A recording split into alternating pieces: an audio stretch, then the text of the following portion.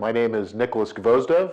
I'm a professor of national security affairs at the Naval War College, and I'm also the holder of the Captain Jerome E. Levy Chair in Economic Geography and National Security, which looks at how economic factors play into national security.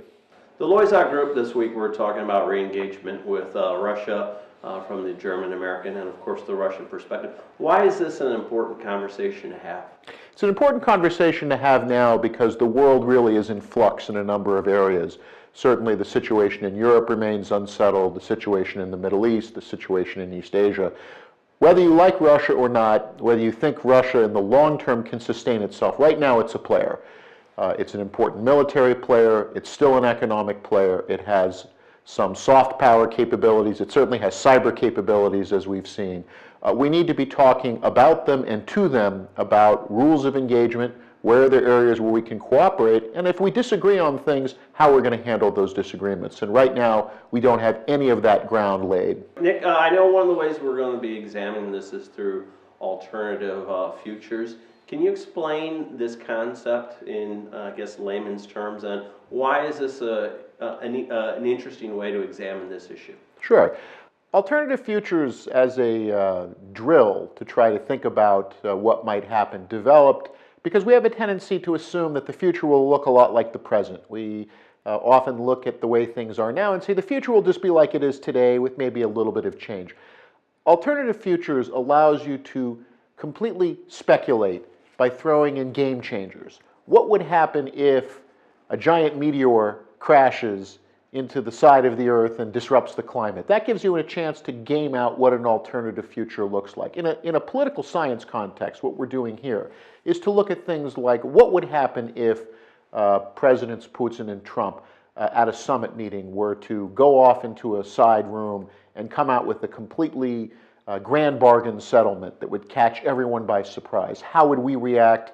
How would the U.S. national security system react? The Congress? How would Germany react? The Allies? The Russians?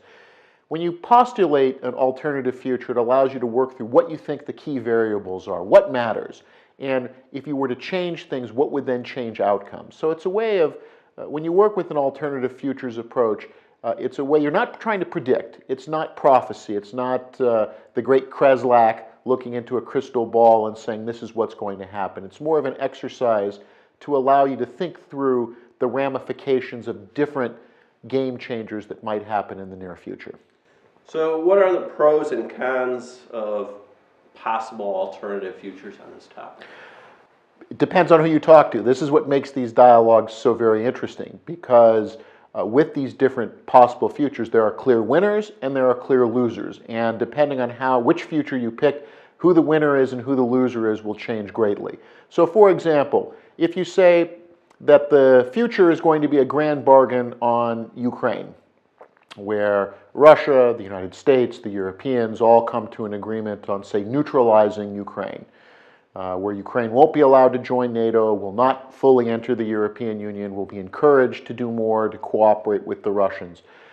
You look at a future like that and you might say, well, there are certainly segments in the United States would say, great, one less problem in the world we don't have to worry about. Some segments in Europe may look at this and say, great, we get to restore very lucrative economic ties with Russia, but there would be losers. Certainly, Ukraine would be a loser in that scenario because the aspirations right now for Ukraine are to move closer to the Euro-Atlantic community. There would be segments in Europe that would not be happy with it. Those parts of Europe that are looking to develop, say, energy ties that are not connected to Russia would find this type of settlement might not be as useful to encouraging Europe to decrease its dependency on Russian energy. The question of what does this do for a vision of Europe that is whole and free and united, but also one that is governed by rules. Because if you have a situation where Russia could unilaterally change rules of the game in Europe, what's to prevent that from happening in any other part of Europe? And then you're back to what everyone hoped was over, which is a situation where no border in Europe, no settlement in Europe is permanent, and it allows people to think, well, if Russia could do that in Ukraine, why can't we do it in another part? And then you suddenly have a security crisis that metastasizes. So that's what you're trying to do with these things as you're looking at that. You might say, well, let's have a more confrontational approach to Russia. You, of course, run the risk of conflict. You run the risk of economic dislocation, as businesses that are currently depending on the Russian markets would be affected. Europe's energy connection to Russia might be disrupted. So there would certainly be short-term costs. And if you're a political leader in an electoral democracy and you are pursuing a policy to Russia that in the short term means that your country's standard of living goes down, the likelihood is that you will lose an election and be out of power. So we could see a situation where we could come up with a recommendation, say, let's be harder line on Russia, but politicians will say, we're not going to choose that option because there's no good outcome for us politically. So there's a whole spectrum of choices that we can see where there are different winners, different losers, and how you navigate that is going to be the critical issue.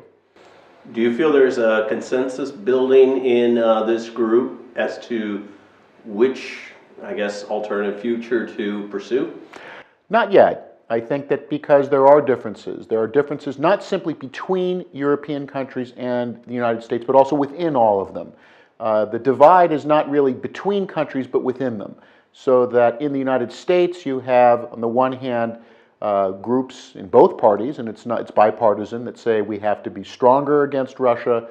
Russia is a challenger. Russia is a threat. But then there are groups in the United States that say either it's not America's business, America should focus on America, America first, and then those who say Russia is not the problem, it's other countries in the world. In Europe, the division within European countries is those who say Russia's a threat to the type of Europe we're trying to construct, versus those who say Russia is an important economic player that should not be punished in this way, and that if you keep doing it, it will be more dangerous for European security. So we've already seen that these divisions are there, that there are these differences of opinion, and part of it will be, can dialogue like this allow us to find, is there common ground, and if there isn't, to understand why, and then to be able to understand that in recommendations to political leaders.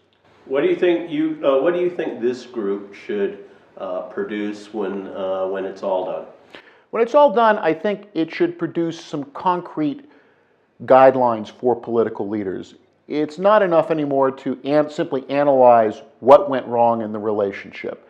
We can go back for 25 years and say these are all the points where things went wrong and lament why that happened. We're now in 2017. Water is under the bridge. We have to look forward to sustainable policy options. So I think the goal of a group like this is to produce roadmaps, but roadmaps which are realistic, which political leaders can look at and say, yes, I can be on this road without damaging potentially my political future or having to go out onto a limb. So I think that's what we're probably going to be gearing towards.